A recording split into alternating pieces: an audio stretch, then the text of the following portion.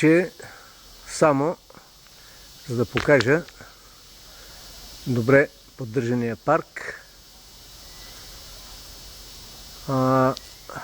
Всички тия растения, цветя, храсти ни изсъхват през зимата, така че няма начин да се отсекат и да се използват за напалване на буен огън или на барбекю.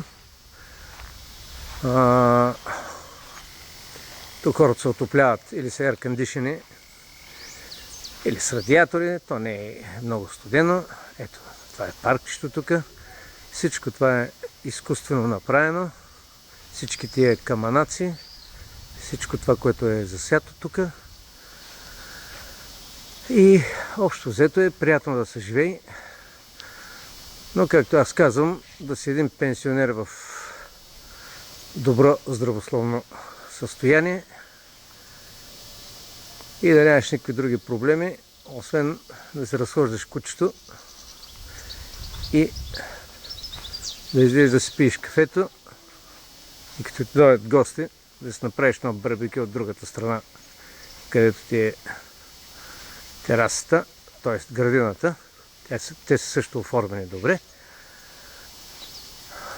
Ето така изглеждат малко от по-отблизо каштурките. Те отсреща принадлежат всяко от тия парчета, елементи на отделен човек.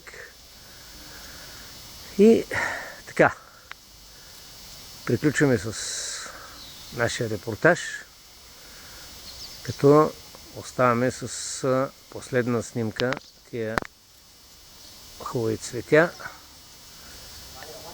Така може да се чувствате като Jurassic Park, като ги гледате. Ще дадем още малко зум фаца. Ето така. Добре. Дами и господа, бавно, но славно приключваме нашия репортаж. Ето, продължаваме нататък.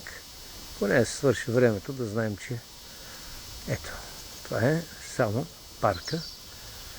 Тук много хора, просто жилищата са и необитаеми, те са си ги купили да ги дават под наем или да си почиват лятото.